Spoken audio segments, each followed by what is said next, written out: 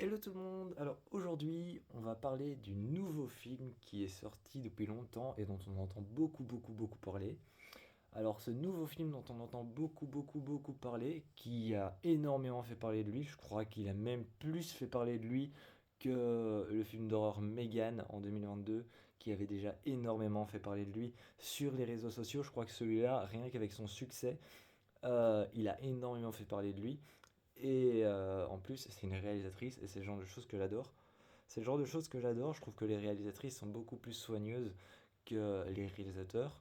Après, je n'exclus pas James Wan qui fait d'excellents films, hein, et je n'exclus pas non plus d'autres réalisateurs qui font d'excellents films d'horreur et d'excellents films d'action et d'excellents. Bref, voilà. Je n'exclus pas les réalisateurs en tous les réalisateurs du monde. Il y a des réalisateurs qui sont vraiment très soigneux dans leur boulot. Mais je trouve juste que depuis l'actrice Olivia Wilde qui a sorti son film Don't Worry Darling, je trouve que les réalisatrices, selon moi, ont vraiment un travail beaucoup plus soigné que les hommes. Donc aujourd'hui, il va s'agir du film The Substance. Alors, The Substance ça raconte l'histoire d'une star de cinéma, enfin pas de cinéma mais de télé. Vous voyez les télé, les séries de télé qui passaient qui passent, ça passe encore maintenant, hein, mais qui passaient surtout dans les années 80-90, où c'est des séries de télé que tu suis pour faire des exercices de fitness. Voilà.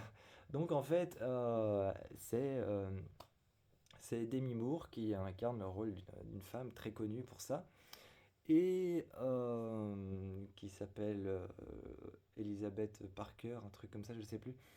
Euh, et, euh, et donc, elle est très connue pour ça, très connue pour sa télé, son télé-show. Et le truc, c'est que c'est son anniversaire. Donc son anniversaire, donc elle vieillit en âge. Donc, déjà, elle vieillit en âge, il y a ce détail-là qui est très important. Et premier détail que j'ai trouvé sublime selon le commencement du film. Selon le commencement du film, premier détail que j'ai trouvé sublime. Avant de commencer ma critique, l'histoire du film, ça parle de cette femme qui tient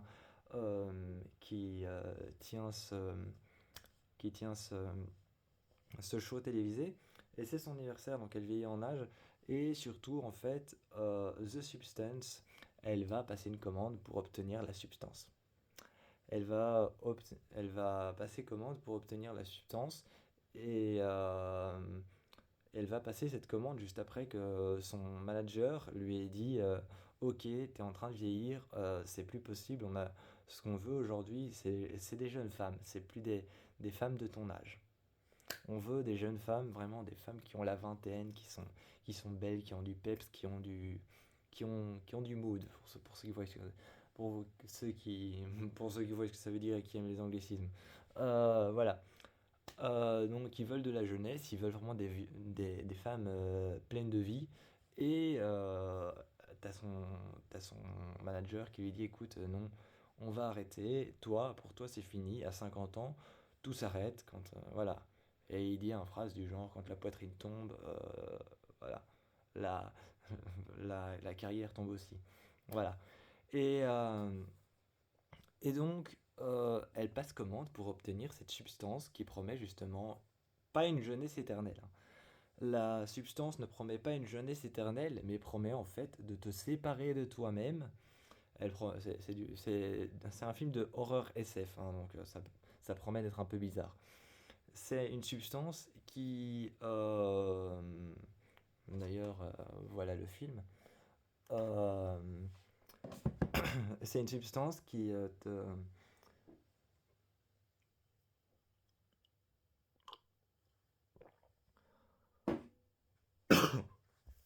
c'est une substance en fait qui te permet de, de justement te séparer de toi-même et d'avoir un double plus jeune et plus vif, un double tout simplement plus jeune. Tu reviens quelques années en arrière. Tu reviens quelques années en arrière et tu deviens plus jeune, plus belle, plus vive. Et le problème, justement, avec ce double, c'est que vous n'êtes que la même personne, en fait. Vous n'êtes que la même personne. Quand la jeune version de toi, c'est toi. Et la version de toi originale, c'est toi. C'est toi aussi. Donc tu ne peux pas, comme ils le disent dans le film, tu ne peux pas te séparer de toi-même. Tu ne peux pas échapper à toi-même, tu ne peux pas te séparer de toi-même, tu ne peux pas fuir qui tu es, c'est impossible. Et donc en fait, il y a une forme, il y a une forme d'alternance qu'il faut suivre. Il y a une forme d'alternance qu'il faut suivre où une semaine, une autre va profiter de sa jeunesse et une semaine, l'autre va profiter de sa vie. Et une semaine, ouais, et ainsi de suite. Et il y a une forme d'alternance qu'il faut suivre et tout se passe bien. Mais si tu suis pas cette alternance et que ton double part trop loin et commence à se séparer de toi, tu te mets littéralement à pourrir. Donc ton corps se met à pourrir, à se dégrader et à tomber en miettes. C'est un film vraiment qui m'a scotché du début à la fin. Déjà rien que pour la bande son que je ne saurais pas décrire, il y a un travail de son énorme dans ce film. Dans ce film, il y a un travail de son énorme. Je crois que les 2h20 du film, parce que le film dure 2h20, c'est quand même assez lourd, c'est un film qui est très lent aussi. C'est un film qui est très lent, il faut supporter 2h20 de manière lente. Faut supporter 2h20 de manière lente. En même temps, moi j'ai regardé le film d'horreur Hérédité qui durait 2h07. C'est un peu moins que 2h20, mais c'est comme 2 heures. Et c'est un film qui était très très lent aussi. Mais là, c'était vraiment un film lent.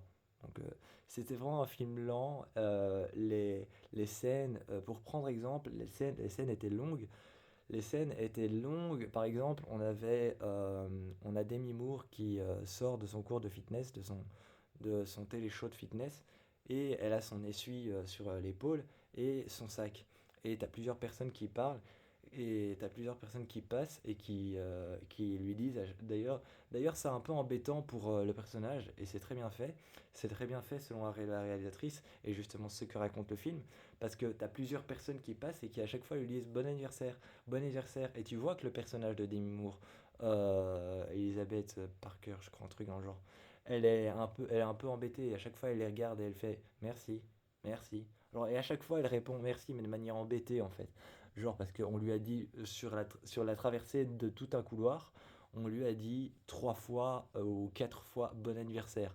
Genre au dernier bon anniversaire, c'est vraiment t'es en train de vieillir, meuf.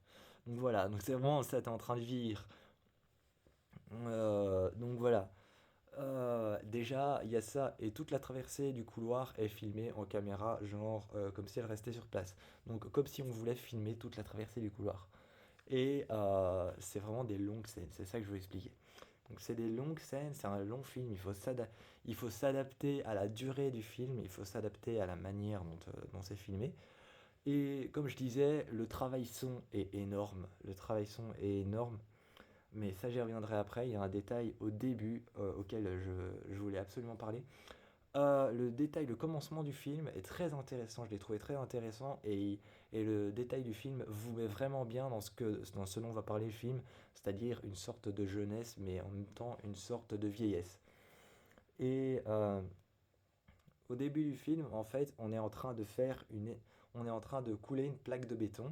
Au début, tu sais pas ce que c'est. T'as l'impression juste qu'on va filmer des ouvriers comme ça qui coulent une plaque de béton.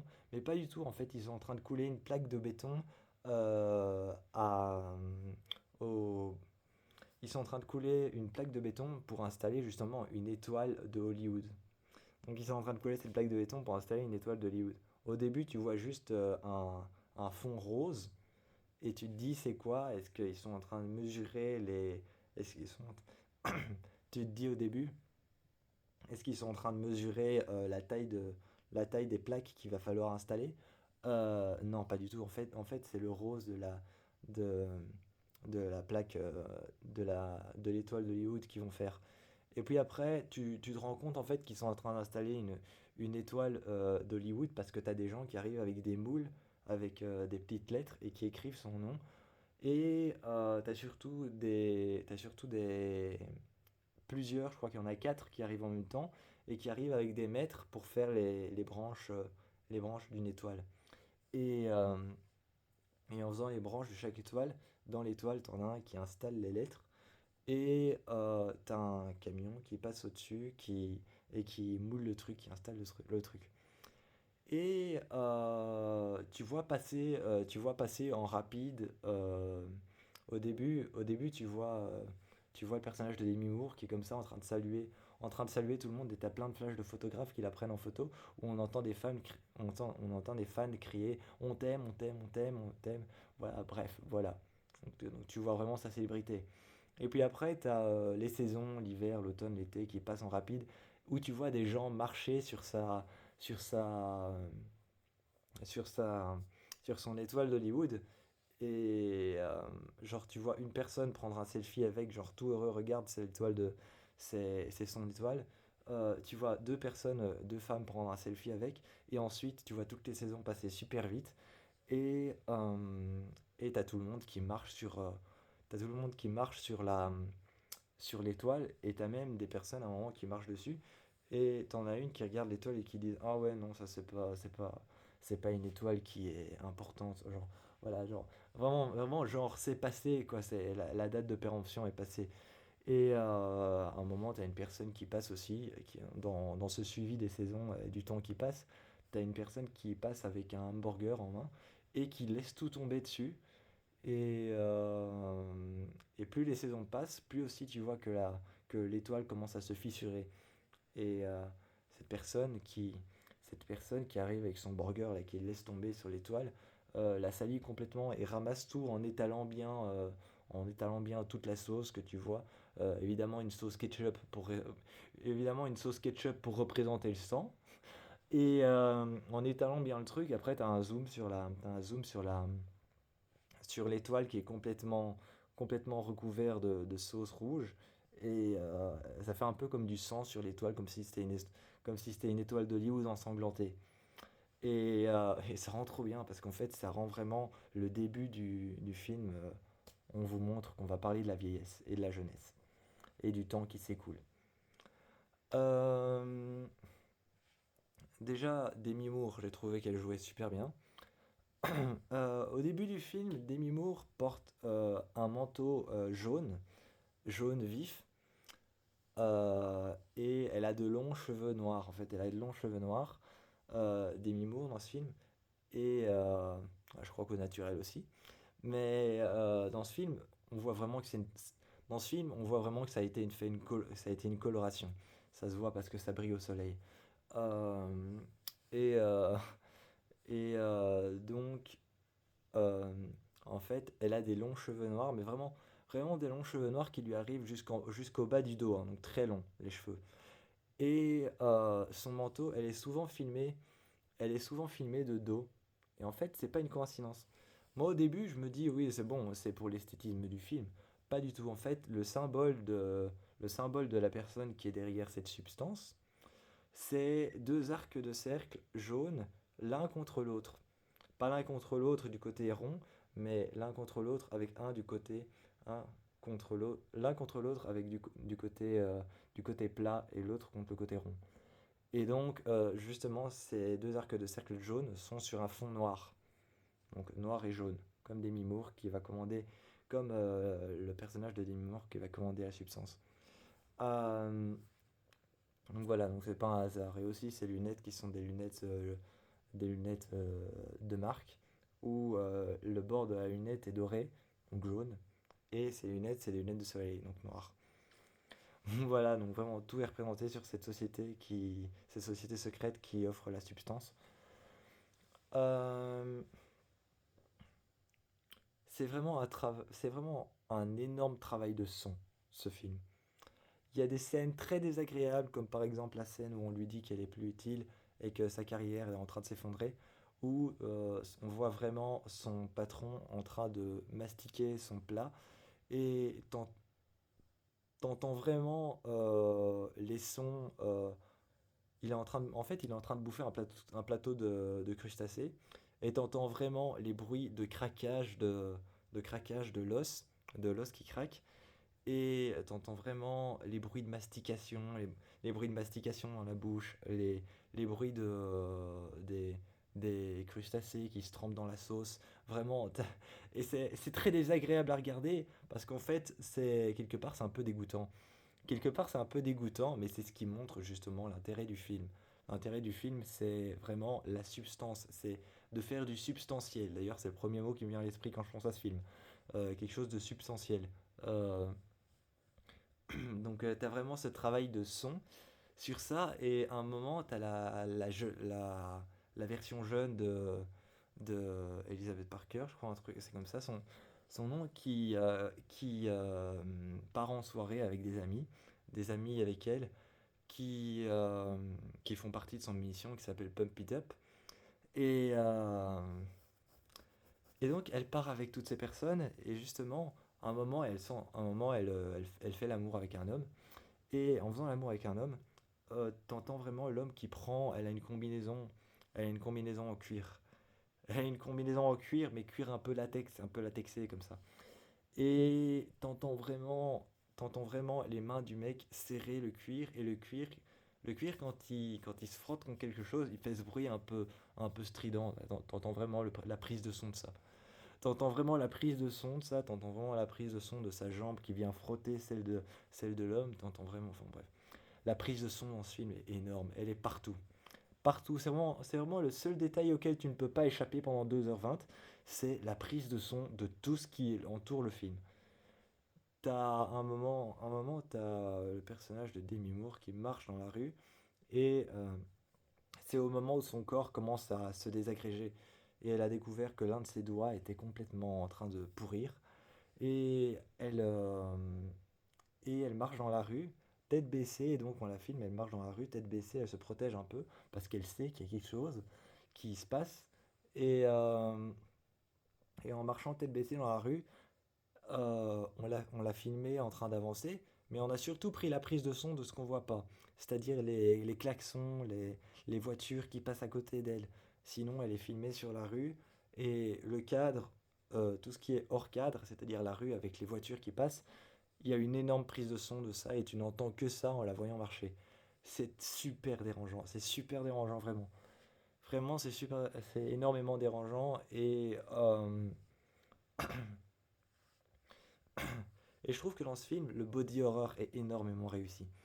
Je connais plusieurs films de body horror, surtout un que j'adore, qui s'appelle The Son, qui s'appelle qui s'appelle Le Fils, The Son, et j'adore ce film de body horror. Mais c'est surtout un film de body horror sectaire qui parle un peu de diable et tout ça. Comparé à The Substance, c'est complètement autre chose. Après, on a un autre qui s'appelle Thanatophobie, sur une femme qui se met littéralement à pourrir le processus de, pourri- de, décomp- de décomposition du corps. Après, ça, c'est autre chose. Mais là, The Substance, c'est vraiment prendre tout ce qui peut t'entourer, prendre ça en visuel, prendre ça au son, vraiment au son. C'est le son qui est vraiment important dans ce film.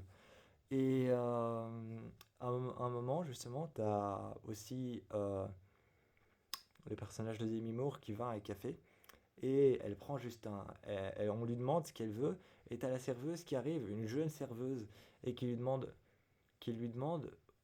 dans un calme olympien, parce elle s'est arrêtée, elle s'est mise à une table, et là tout est calme, et soudainement, et vraiment super soudainement, t'entends la voix de la femme dire vous allez prendre quoi, mais juste dans le silence, comme si sa voix rentrait dans le silence pétait un mur, quoi. Comme si il y avait un mur entre elle et la serveuse, et entre elle et les restaurants, et t'as vraiment l'impression que sa voix pète le mur et rentre à l'intérieur de la bulle de silence. Et, et tu vois le visage de la serveuse, toute souriante, toute belle, toute jolie, toute jeune. Et elle, avec elle qui sait qu'il a son doigt qui est en train de pourrir. Elle cache sa main, comme ça elle la regarde. Et il y a un plan d'arrêt sur cette fille qui est en train de sourire. Et justement, c'est vraiment pour dire elle est en train de pourrir, elle est en train de moisir. Et l'autre, elle est toute jeune. Euh, Il y a un truc aussi avec je cache le corps ouvert de l'autre duquel la version jeune est sortie et je le cache je le cache dans ma salle de bain où à chaque fois elle vient récupérer un produit blanc dans la piqûre. Ça c'était dégueulasse parce qu'à chaque fois, plus elle venait récupérer, plus la jeune version d'elle venait récupérer du produit. D'ailleurs, ce produit, c'est pas un produit, c'est un produit qui existe vraiment. C'est un produit qui se cache dans notre colonne vertébrale, dans notre colonne vertébrale, dans la, la moelle épinière. Ça s'appelle une ponction lombaire en fait. Ça s'appelle une ponction lombaire. On vient récupérer un produit blanc qui se cache dans tes os, dans la, dans, qui se cache dans tes os tout simplement. J'en ai fait une ponction lombaire, c'est horrible. Ça fait énormément mal. Et la seringue est comme ça. Euh, Ça fait vraiment mal, c'est énorme. Et donc, c'est une ponction lombaire qu'on fait et ce produit permet en fait de se rajeunir, de se faire une sorte de vitalité. Et elle vient à chaque fois récupérer ça, mais tout le temps. Et à chaque fois, on enfonce une aiguille dans le corps de cette femme, de sa vieille version. Et on enfonce l'aiguille, et à chaque fois, l'endroit où elle enfonce l'aiguille est de plus en plus enflé, et de plus en plus enflé, et de plus en plus infecté. Et à un moment, il y a du pus qui sort, et c'est vraiment dégueulasse. C'est dégueulasse à tel point que je ne pouvais pas réussir à manger devant ce film. C'est vraiment, je crois que personne ne réussirait à manger devant ce film. Ces scènes étaient dégueulasses, étaient énormes.